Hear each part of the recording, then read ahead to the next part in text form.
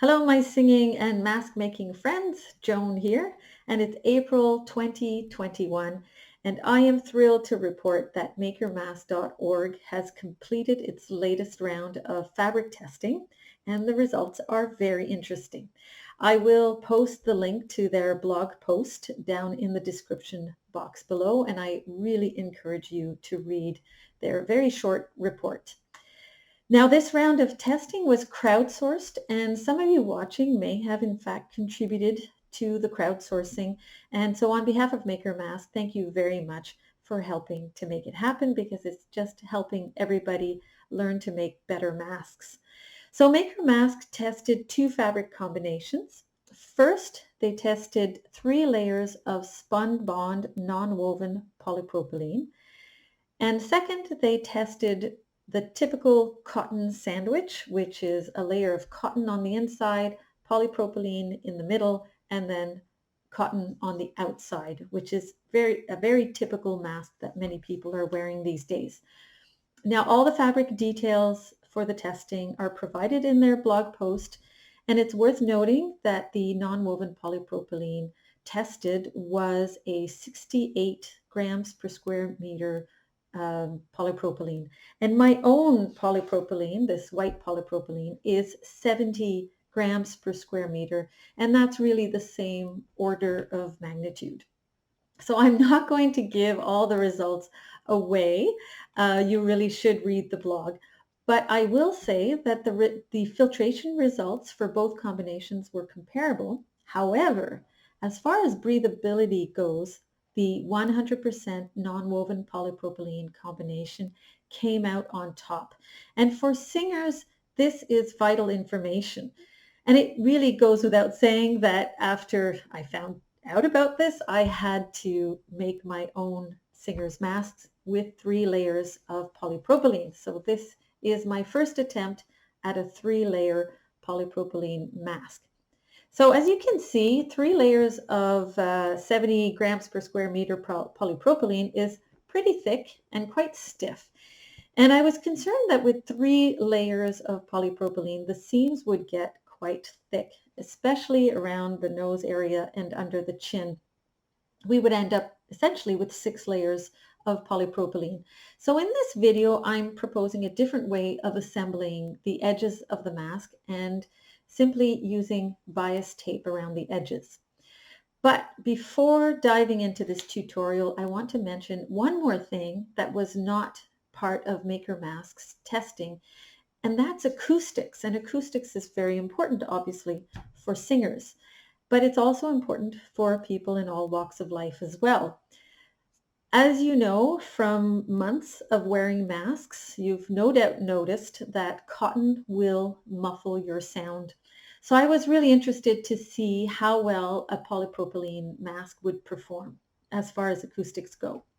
So I've already sewn a number of singers' masks since August, and so I chose 2 to test against the polypropylene mask, and just to see how the muffling might be different from one mask to the next. So if you want to skip over the tutorial and go directly to the acoustics portion of the video, just jump to about the 14-15 minute mark and you can see my little informal test. Now in this tutorial, I will be referring to version 3 of the singer's mask. So the link to that tutorial is provided in the box, the description box below. And I've also posted other tutorials and information that would be useful, as well as the link to the Masks for Performers Facebook group, where everything about singers' masks, but also masks for instrumentalists are discussed. So I invite you to join that if you're interested to learn more. And so now let's dive into the tutorial. Because we're assembling the mask using bias tape around the face area, so above the nose and under the chin, we do need to modify these 2 pattern pieces, the top piece and the bottom piece. We won't be making the traditional seam here right around the nose and around the chin where we put right sides together and then flip over. We'll simply be sandwiching the fabric between the bias tape. So we need to remove the seam allowance that is close to the face. So it's this 1/4 inch seam allowance that goes above the nose, as well as the seam allowance that goes under the chin. So we'll just need to snip those away. You can then go ahead and cut out your 3 layers of polypropylene. Now I'm only going to demonstrate with the top piece for this video, but the assembly with the bias tape is the same for the under chin area as well. You have your 3 layers that will be just simply placed one on top of the other. The next step in assembling the top piece will be to measure out about a 7-inch strip of bias tape, as well as about a 2-inch piece of bias tape. And for the bottom piece, it's about 9 inches. These are generous amounts. You'll actually be snipping away some of the excess bias. Now, the type of bias tape that you need is the double fold. So this is the one that ends up looking like four strips. We need these 2 pieces because we need to have a system by which we can insert a nose wire and possibly actually remove it if it breaks, or for laundering if it tends to get twisted up. So you just need to be able to remove that nose wire. So what you'll do is you'll take your bias tape at the end and you'll open it up and then fold it over just about a 1/4 inch, not very much. And then what you'll do is you can take your nails and you can just more than finger press it. You really want it to lie very flat. The next step is to slip in your other bias, your tiny bias strip. You're going to slip it in on the inside and then let it naturally fold over. And then you see that you have an opening right here.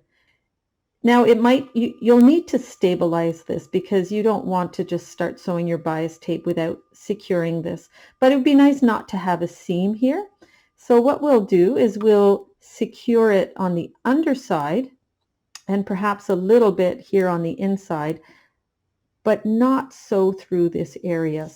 I'm back from the sewing machine and I've stitched the 2 pieces of bias tape together, and I left the area that will be visible on the outside of the mask. I've left that untouched, but I've stitched the rest together in the areas that will be invisible. For our next step, you have 2 options. You can take the 3 layers that you've already cut and you can stitch them all together using about 1/8 of an inch just on the edge to connect all 3 pieces so they can act as one, and then attach your bias tape. But I prefer to minimize as much stitching as possible. So what I prefer is to take 1 layer of the upper portion of the mask, and then it'll be a matter of positioning the bias tape along this edge and then connecting the 3 pieces together.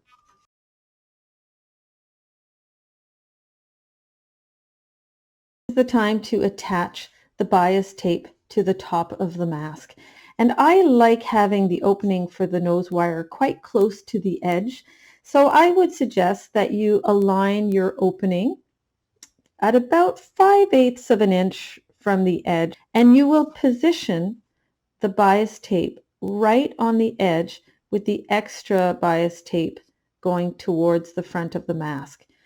And you'll nudge the bias tape as you sew to come right around the edge. You'll be sewing into that first crease. I'm back from the sewing machine and you can see that I have sewn the bias tape right along the edge of the mask. Now what we need to do is to add our fabric layers, our polypropylene layers, all 3 of them together. Clip that in place starting from the bottom part here, well actually the front of the mask. Clip those into place.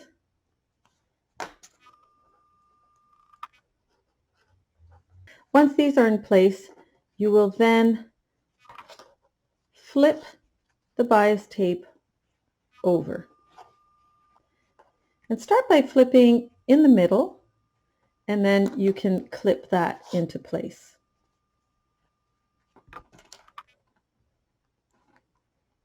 You can always readjust, and then clip another edge into place.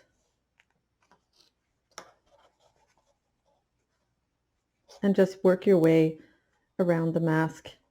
The next step is you'll be sewing just 1/8 of an inch around this whole area here. I'm back from the sewing machine. I stitched the front of the mask here at about 1/8 of an inch just to keep all these pieces stable so that this entire piece can be treated as one. I also stitched the top and the bottom part of the bias tape. And at this point now, I can simply take my scissors and trim the edge on either side. So at this point, the top piece is complete, and you'll be doing essentially the same thing for the bottom piece. Before I carry on, a bit of a confession. You'll notice that my pattern piece is much curvier than this part, and that's simply because I didn't quite align my bias tape properly. So I think that's going to take a bit of practice, but it'll still work quite well with the mask. And at this stage too, you can test your nose wire, simply putting your wire right through to the end, and you would then be able to shape your mask. This is what the finished singer's mask in 100% polypropylene looks like. This was my first try before making this tutorial. And instead of creating the little flap here to slip the nose wire, I had simply cut a hole underneath and I slipped the nose wire through. It's not ideal. This is a much better method, but I was doing this mask very quickly to try out the 3 layers of polypropylene. What you can do for the elastic portion, for those of you who like to insert an elastic, the first time around I simply did the same thing. I cut a hole through the mask and I slipped the elastic and I secured it on both ends. I actually did a hole on either end so that I could slip the elastic right through and then position it. And then I just adjusted it to my face. I did a very simple assembly, the usual version 3 assembly, not the burrito method, simply because these edges will not fray. And they're actually quite clean in terms of their appearance. So I really don't mind this mask having visible seam edges because they will not fray.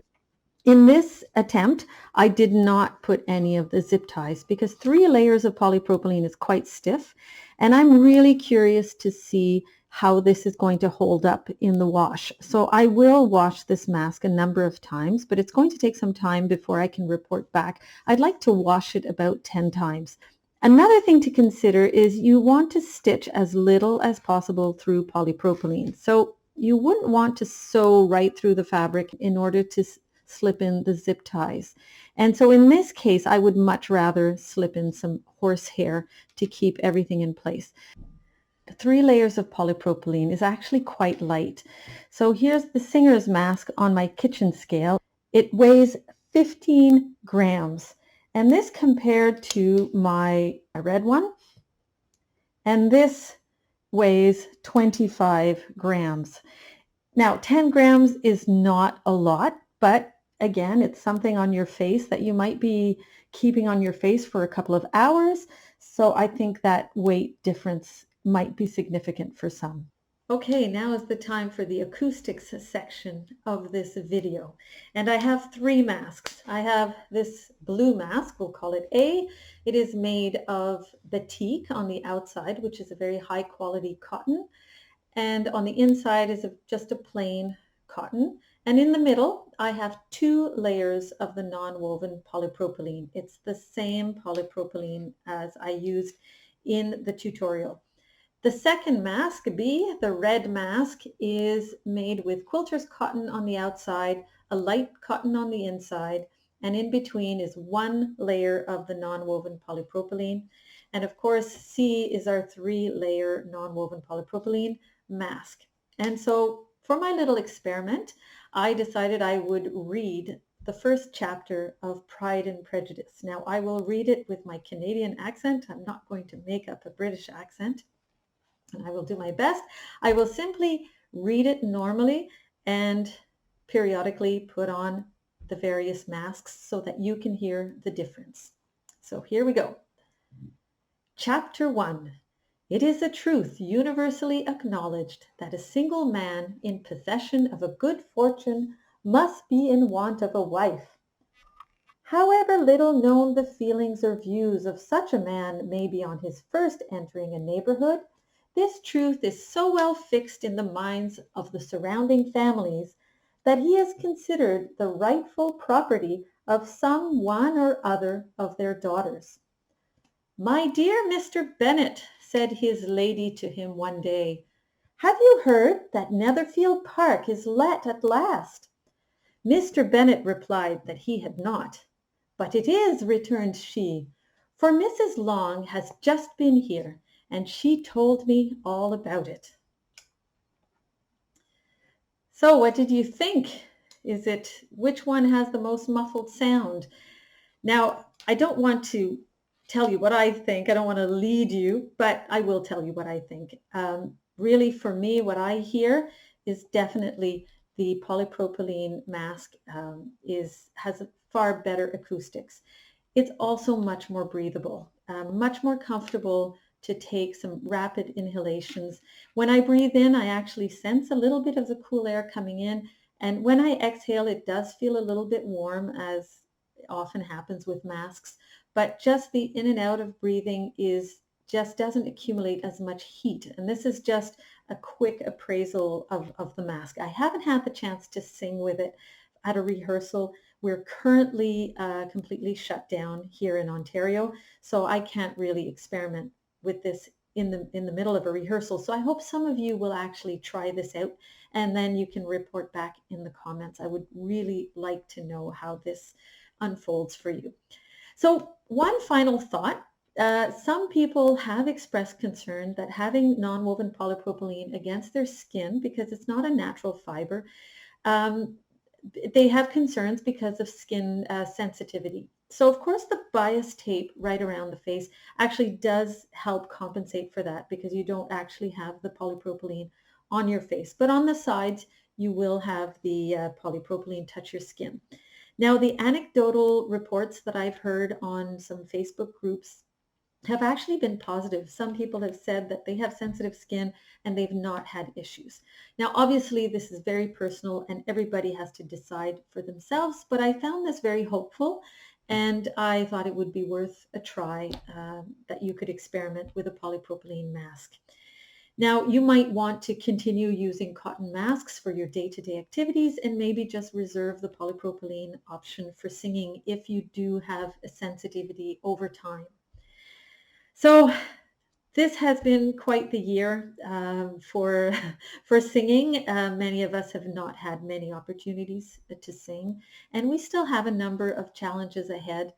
But hopefully most of us are beginning to see a glimmer of hope. Despite many of the crises going on right now, there is hope for the future as the vaccines become increasingly available.